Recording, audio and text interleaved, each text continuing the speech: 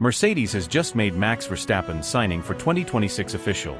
Stay until the end to find out what convinced Max Verstappen to join Mercedes. Subscribe to stay informed about the latest Formula One news. After months of swirling speculation, countless rumors whispered in the paddock, and a web of silent negotiations unfolding behind the scenes, the Formula One world has been shaken to its core. The unthinkable has materialized. Max Verstappen, the titan of Red Bull racing, the three-time world champion whose aggressive brilliance and relentless consistency redefine dominance in modern F1, has signed with Mercedes.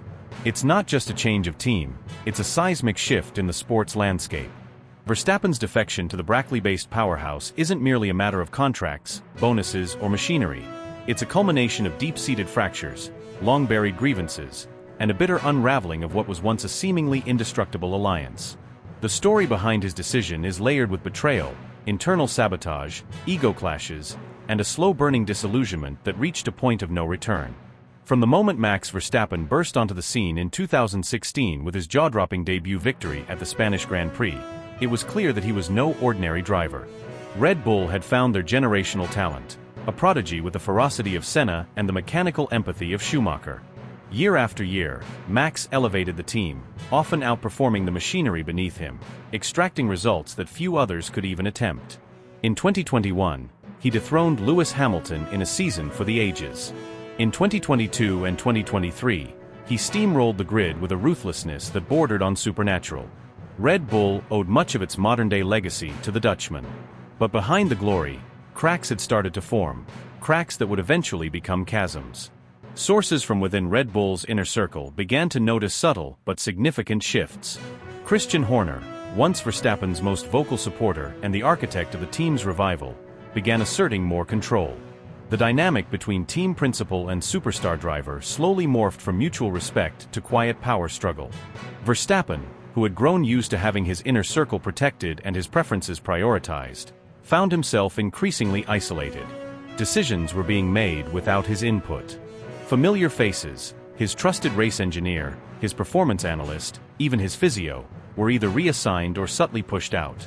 Horner, emboldened by Red Bull's technical supremacy, seemed determined to remind everyone, including Verstappen, that no one individual was bigger than the team. By early 2024, the tension had become undeniable. Radio messages during races revealed a driver at odds with his own pit wall. Strategy calls were second-guessed in real time. In Imola, Verstappen questioned the tire choice that ultimately cost him the podium. In Montreal, a mistimed pit stop left him vulnerable, and his post-race interviews hinted at frustration not just with the result, but with the team's internal processes. Whispers of a rift turned into shouts.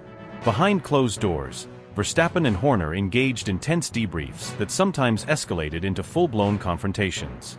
Horner, reportedly weary of Verstappen's increasing demands and unwillingness to conform, began exploring life beyond Max, quietly backing junior driver programs and even taking meetings with other top-tier talents. Subscribe to stay informed about the latest Formula One news. The breaking point came during the Austrian Grand Prix. With Verstappen leading, a conservative team order forced him to relinquish track position to preserve a double points finish. Verstappen obeyed, but his radio message, short, icy, and piercing, said everything, understood. But don't ask me to do that again. In the garage, Verstappen stormed past Horner without a glance. The optics were undeniable. The marriage between driver and team was entering its terminal phase.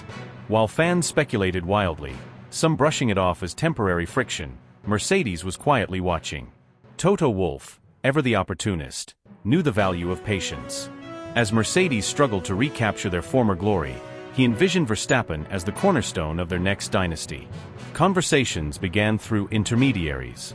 No direct meetings, no emails, nothing traceable. Just mutual acquaintances, mutual respect, and one shared understanding. Max Verstappen was ready for a new challenge, and Mercedes was ready to offer him a team entirely tailored around his championship ambitions. The deal took months to finalize. It required not only an astronomical salary package, but also structural concessions. Verstappen wanted input in technical development, freedom to select key personnel, and assurances that the mistakes of Red Bull would not be repeated. Mercedes, desperate to reclaim their spot at the top and send a message to the world, agreed. The signing was done in absolute secrecy, NDA-protected meetings, encrypted communication, and face-to-face sit-downs in private European locations. When the announcement finally dropped, it sent shockwaves through the motorsport universe. Red Bull was stunned. Fans were speechless. And Horner? Sources say he was blindsided. He believed Max wouldn't dare. But Verstappen did. And now the narrative shifts dramatically. For the first time in over a decade, Red Bull must face life without their talisman. Sergio Perez, already under pressure, is now the de facto leader unless Red Bull scrambles to lure a new top-tier driver. Meanwhile, Mercedes finds itself reborn, not just with a superstar behind the wheel, but with a renewed sense of purpose. The garage that once echoed with the glory of Hamilton's era is ready to embrace its next legend. What comes next is uncertain, but one thing is crystal clear: Formula One has entered a new era. The Verstappen-Horner saga may be over, but its consequences will ripple for years. Every race will carry the weight of this split. Every podium, every DNF, every overtaking maneuver will be viewed through the lens of this betrayal, this shift, this evolution. And in the midst of it all, Max Verstappen stands alone, liberated, determined, and more dangerous than ever. Subscribe to stay informed about the latest Formula One news. There was a strange stillness in the air, almost imperceptible to the outside world, as if something seismic was brewing beneath the surface of Formula One's polished exterior. The conversations that started it all were barely whispers, exchanged in dimly lit corridors and encrypted messages, far away from the blinding lights of the paddock. And yet, those hushed exchanges would go on to ignite the biggest potential driver move in modern F1 history. It didn't begin with a manager or an agent, it began with a father. Jos Verstappen, the man who had crafted, protected, and at times ruthlessly managed Max Verstappen's path to greatness, was the first to test the waters. Jos had seen enough. Enough politics. Enough shifting loyalties. Enough of the toxic environment that had slowly consumed Red Bull from the inside out. He began reaching out discreetly, not to make noise, but to gauge interest. Ferrari, ever the temptress of Formula One, listened with their usual elegance. Aston Martin entertained the possibility with polite curiosity. Audi, eager to make waves even before their official debut, was receptive but non-committal. But then came the outlier. The one man who didn't just listen, he acted. Toto Wolff, the architect behind Mercedes' golden era, saw something no one else did. Not a mere opportunity to sign a generational talent, but a rare window to completely redefine the identity of his team. For years, Mercedes had lived in the shadow of their own former greatness. The Hamilton era was winding down. The dominance had faded. The machine was still formidable, but it lacked soul, direction, leadership. Toto understood that a rebuild required more than engineering genius. It needed a new symbol, a new heartbeat. And in Max Verstappen, he saw the perfect storm: aggression, intelligence, youth, and perhaps most importantly, an unquenched hunger to win everything again and again. What followed was a chess game played behind a curtain of total secrecy. No leaks. No briefings. Just two titans moving in silence. The first meetings took place in Vienna, Toto's stronghold. Far removed from the scrutiny of the media, away from the team motorhomes and curious eyes. There, the tone was set. No flashy presentations. No elaborate pitches. Just two men, face to face, talking about power, legacy, and the future of Formula One. Toto didn't offer a contract, he offered a vision. He didn't promise Max a car that could win races.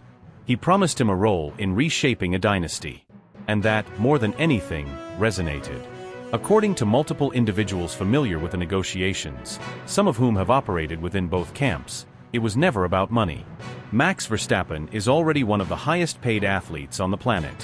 What he craved, and what Red Bull increasingly failed to give him, was control, creative freedom, political neutrality, and above all, respect. Not the superficial type that came with headlines or press releases. The kind that comes when a team is truly built around a driver, not just in name, but in essence. Red Bull, despite giving Max the machinery to dominate for years, had become a house divided. The power struggles between Christian Horner, Helmut Marko, and the team's new corporate overlords had created an environment where even a triple world champion began to feel like a pawn. There were whispers that decisions were being made without Max's input. That favoritism was shifting. That internal dynamics were souring. For a driver used to being the axis of the universe, That was unacceptable. Toto, ever the strategist, knew this. He read the fractures within Red Bull better than anyone. He waited, observed, and struck with surgical precision. He didn't need to beg Max to join Mercedes. He needed only to show him a mirror. A reflection of what he could become. Not just the lead driver. Not just the face of the brand. But the man who would carry Mercedes into its next golden age. A project. A legacy. The idea wasn't to replicate what Lewis Hamilton had done. It was to surpass it. In these clandestine meetings, the details began to emerge. A multi-year deal not just tied to performance clauses, but to broader decision-making influence. A seat at the table. An advisory role on car development. Creative input into the team's future branding, driver academy, and even the potential hiring of technical staff. This wasn't a job offer, it was an empire being handed over brick by brick. And what made the situation even more electric was the timing. Red Bull were unraveling. The paddock was alive with rumors about Horner's internal battles, Marco's diminishing influence, and the deepening corporate grip from the Thai side of the ownership. Verstappen, once the untouchable golden boy, had become a lightning rod for internal tension. Every move he made was scrutinized. Every word, dissected. And in Toto, he found something Red Bull could no longer offer: trust. What's most fascinating isn't that Mercedes wants Verstappen. That much is obvious. What's truly unprecedented is the way this move, if it materializes, could rewrite the politics of Formula One entirely. Driver movement has always been transactional. Contracts, performance, sponsors. But this is ideological. A driver reshaping the philosophy of a team. A team offering itself not just as a car, but as a canvas. Max isn't looking to drive for Mercedes. He's looking to become Mercedes. And as the world of F1 continues to speculate, analyze, and guess, one thing is clear: the silent war between Red Bull and Mercedes is no longer being fought on the track. It's being fought in hotel rooms, private jets, encrypted phone calls, and anonymous meetings in Vienna. It's being fought in boardrooms, in hearts, and in legacies. Max Verstappen's next move won't just determine who wins more races. It will determine who controls the future of Formula One. Toto Wolff didn't just make an offer to Max Verstappen. He orchestrated what insiders are now calling the most aggressive and comprehensive team restructure in modern Formula One history. Behind closed doors, Wolff presented Verstappen with a blueprint not just for a race-winning team, but for a personal empire built within Mercedes. This wasn't simply about bringing a champion into the fold. It was about creating an entire Formula One machine engineered explicitly around one driver's unparalleled abilities, preferences, and mentality. From the moment Wolff initiated direct talks with Verstappen's entourage, it became evident that this wasn't a conventional contract negotiation. It was a strategic seduction. Wolff made it unequivocally clear: Max Verstappen would not be joining Mercedes, he would become Mercedes. Every layer of the team, from the upper echelons of engineering to the garage floor, would be reoriented around Verstappen's demands. While George Russell remains a driver of exceptional promise, Wolff explicitly informed Verstappen that the team hierarchy would no longer be flat. Mercedes, traditionally a data-driven and politically balanced operation, would embrace a new identity, one rooted in single-driver domination. Russell would retain support, yes, but the gravitational center of the team would shift entirely in Max's direction. This message wasn't vague or veiled. It was detailed, signed, and agreed upon at the technical and executive levels. Engineers and aerodynamicists have already begun preliminary simulations on the 2026 chassis, known internally as Project M26V, with the V rumored to signify Verstappen's codename within Mercedes' top-secret design department. The new car will abandon several foundational principles of Mercedes' previous design language. Instead, it will be tuned specifically to Verstappen's high-input, high-reward driving technique. Aerodynamicists have received specific feedback from Verstappen's performance engineers: a sharper front-end grip window, higher load tolerance through high-speed corners, and a finely balanced aero map that accommodates Max's aggressive corner entry without compromising traction on exit. The mechanical team has greenlit an entirely new rear suspension concept, designed to deliver microsecond responsiveness to throttle changes, a trait Verstappen exploits better than any other driver on the grid. Mid-corner rotation has become a buzzword in Brackley, and internal simulations show that Mercedes is willing to compromise on straight-line speed to enhance agility through technical sectors.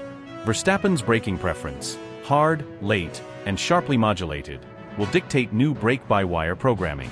Even steering feedback dynamics will be altered based on Verstappen's telemetry from his years at Red Bull. In essence, the 2026 car is being sculpted around one man's style and mindset.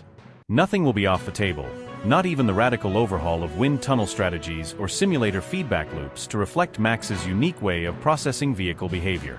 But if the engineering revolution is breathtaking, the financials are seismic. Max Verstappen's new Mercedes contract begins in 2026 and will instantly eclipse every salary benchmark previously recorded in Formula One. The base compensation alone, $70 million per season, net of taxes, rewrites the rules of what a team is willing to invest in a single driver. This sum excludes performance-linked bonuses, private appearance fees, image rights, and brand royalties. Analysts suggest that Verstappen's total earnings under the Mercedes banner could exceed $90 million annually, with some estimates brushing the $100 million ceiling if the team secures a championship and Verstappen activates all bonus clauses.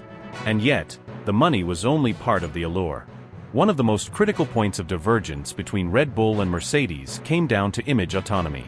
Verstappen, often reluctant to participate in brand obligations unless on his terms, had grown increasingly frustrated with the centralized marketing apparatus in Austria, which often imposed promotional duties without his input.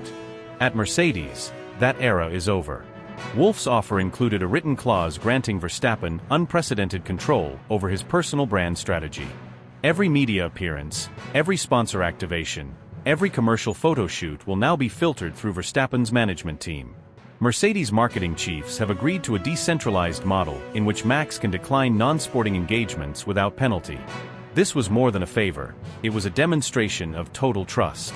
Insiders report that Verstappen will even have input into the selection of team sponsors that appear on his racing suit. If he finds a brand incompatible with his image or personal values, Mercedes has granted him the power to veto. This kind of clause is unheard of in Formula One and signals a seismic cultural shift. Verstappen isn't just a driver for Mercedes, he's becoming a co-architect of the team's future identity. The Verstappen deal has also triggered ripple effects throughout the paddock. Rival teams are now scrambling to reassess their own long-term strategies, with many engineers and technical directors reportedly contacting Mercedes to express interest in joining the new Verstappen-led dynasty. The message is clear, this isn't just a transfer.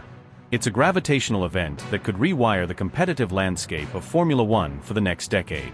Sponsors are calling. Engineers are submitting resumes. Drivers are watching nervously. Because when Max Verstappen decides to move, and Mercedes decides to reshape its entire DNA around him, the entire sport trembles. This is not just a new chapter in Formula One. It's the beginning of a new epic. In the world of Formula One, decisions of this magnitude are rarely driven by a single factor. Money, status, legacy. These are often just pieces of a far more intricate puzzle. And in this case, while the financial offer was undeniably massive, it wasn't the catalyst.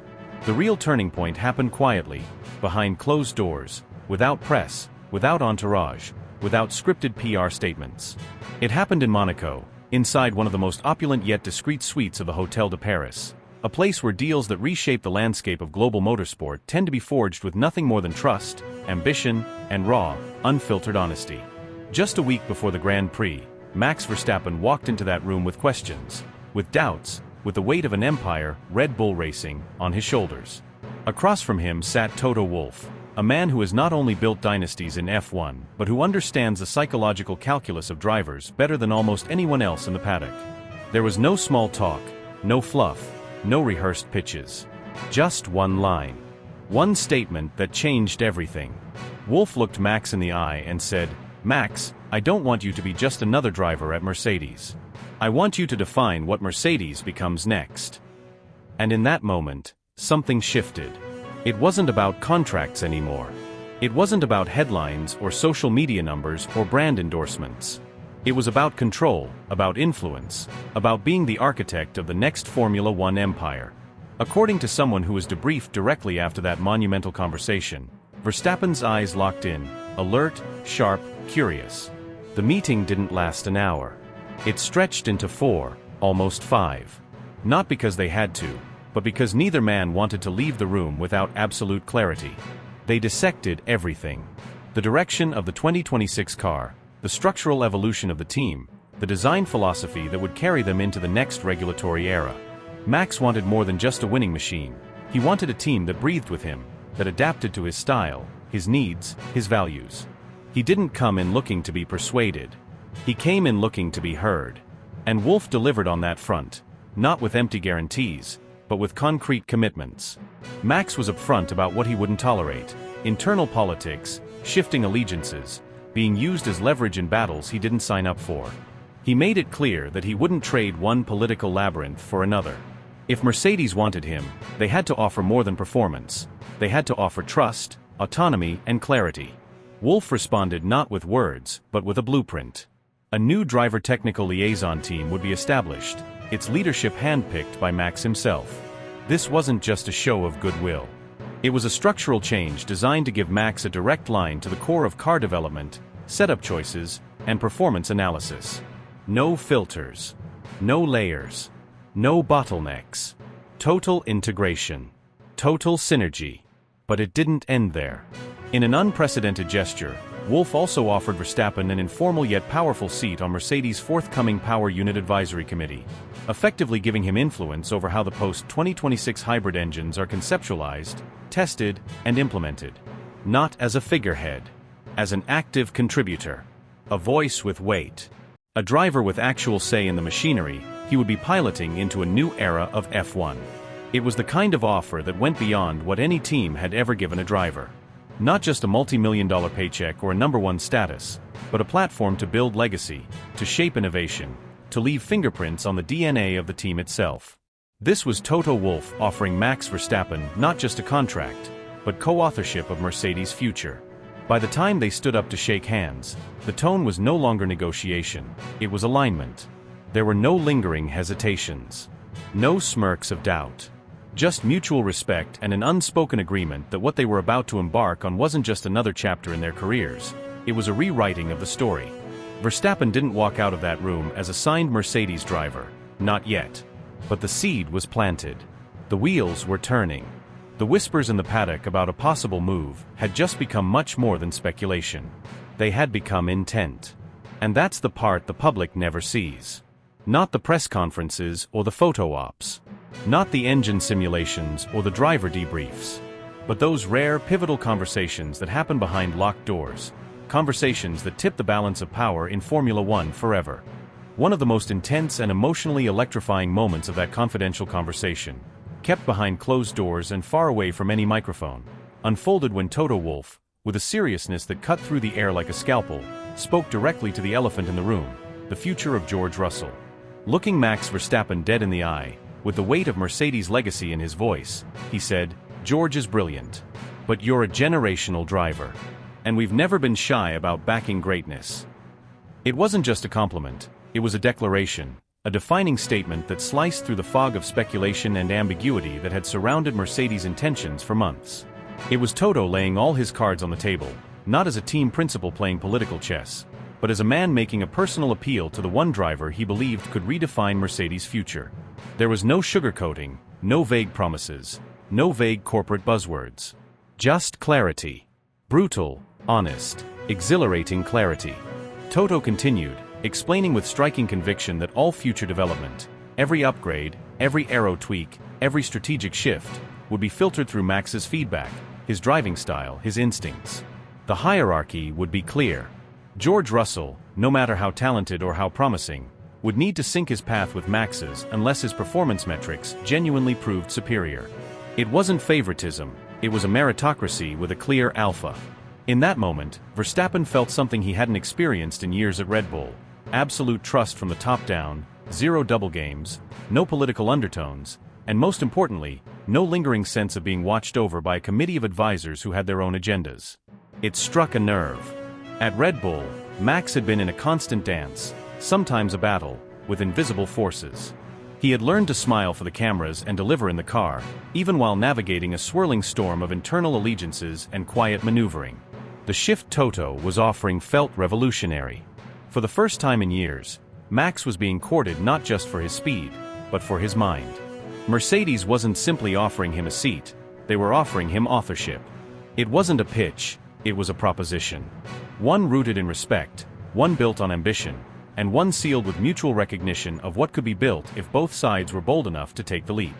When the final words were spoken and silence returned to the room, there were no theatrical gestures, no symbolic handshakes, no champagne. The meeting ended not with celebration, but with a quiet, powerful nod of mutual acknowledgement, two leaders of their respective worlds understanding that they had just rewritten the rules of engagement. From that point forward, the operation went into stealth mode. No social media trails, no emails, no phone calls traceable to the public. The lawyers, hand-picked and sworn to absolute secrecy, began flying covertly between Monaco, London, and Stuttgart. The communications were conducted via encrypted satellite channels, using aliases and location scrambling protocols to avoid detection. Code names were assigned, paper documents were limited to one physical copy guarded around the clock, and not even the inner circle of Mercedes engineering had a clue what was unfolding behind the scenes. As the world debated tire strategies and downforce settings, as pundits speculated about minor driver reshuffles, the most seismic deal in recent Formula One history was taking shape quietly, meticulously, invisibly. The contract that would shock the paddock wasn't printed, it was digitally signed using devices that would self-wipe after confirmation. When the signatures were finally exchanged, it wasn't done with press releases or photo ops. It was done in a room with blackout curtains, no windows, and a digital vault. Only 3 people witnessed it live. And even they didn't fully grasp the magnitude of what they were authorizing. Back in Milton Keynes, Christian Horner remained in the dark. Still optimistic, still projecting confidence, still pitching Max's loyalty to the Red Bull boardroom as an unshakable pillar of the team's stability. He referenced past victories, championship parades, and Max's deep integration into the Red Bull culture.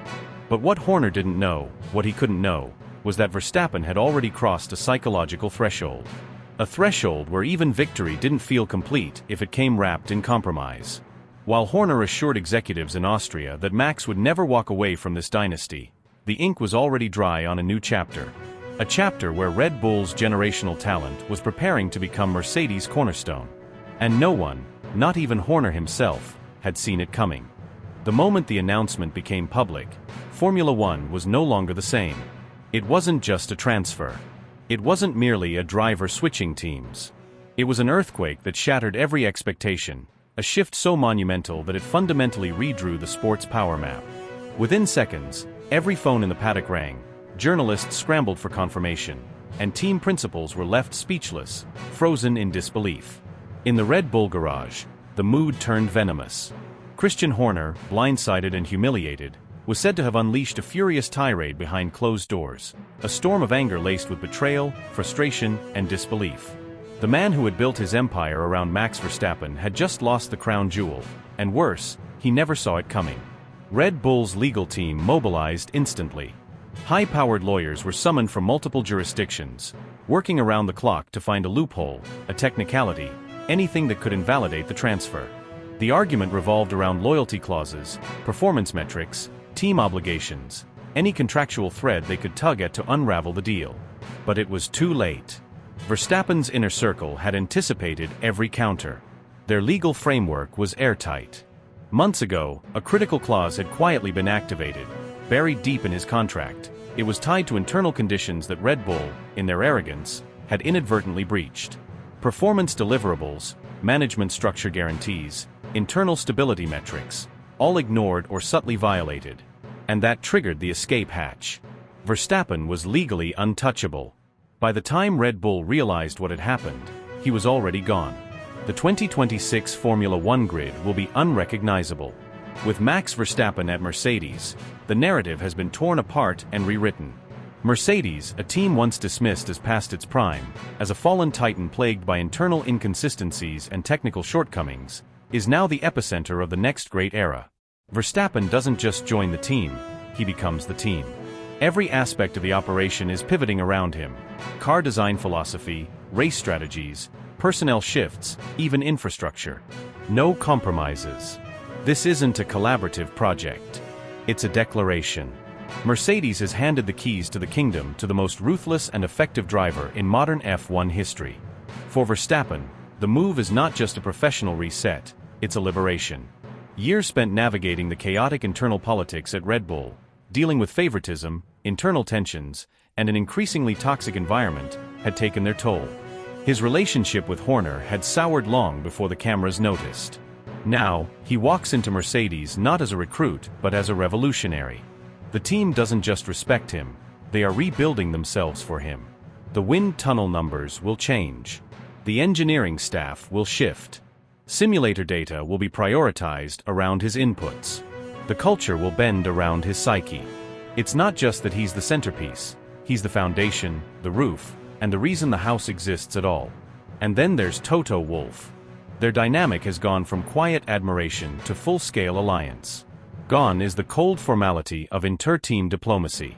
In its place is daily communication, strategic alignment, and an unprecedented level of mutual trust. They speak the same language, not just in words, but in ambition. Verstappen finally has a leader who isn't threatened by his intensity, who doesn't try to control him but instead fuels his fire. Wolff sees in Verstappen the final weapon he needs to restore Mercedes to dominance. Verstappen sees in Wolff the first team principal who truly understands him not as a brand, not as a personality, but as a gladiator who only wants one thing: to win without compromise. And the stakes? Astronomical. Verstappen's deal is reportedly worth upwards of $70 million per year, not including performance bonuses, equity options, and executive influence. He'll help shape the 2026 car from the ground up. Every button, every setting, every aerodynamic cue will be tested with him in mind. The driver once seen as an unstoppable force is now backed by an immovable object. The synergy is terrifying. What happens when the most aggressive driver of the modern era is given the tools, the freedom, and the infrastructure to unleash his full potential? The rest of the grid is about to find out. But this isn't just about engineering or lap times. This is about power, influence, legacy. Verstappen isn't merely chasing championships anymore. He's waging war on the very system that doubted him, challenged him, tried to control him. Red Bull, the team that made him, is now the team that underestimated him. Horner thought he owned the narrative. Now, he's scrambling to find a new one. Inside Mercedes, the mood is one of focused euphoria. There's no celebrating on social media. No press tours. Just quiet, brutal efficiency. They know what they've got. And they know what's coming. The entire operation is shifting from recovery mode to total conquest. Engineers speak in whispers about lap time simulations that are already ahead of Red Bull projections. Verstappen's simulator runs are said to be redefining expectations. Key personnel are being poached from rival teams. Mercedes is mobilizing like an army preparing for battle. And that battle will be relentless. The F1 world has entered a new era, one shaped not by tradition but by disruption. Max Verstappen has triggered a chain reaction that no one can stop. Every race from now on is not just a contest, it's a reckoning. Mercedes is no longer rebuilding. They're retaliating. Red Bull is no longer defending a dynasty. They're fighting to survive. The war has started. And Max Verstappen is leading the charge.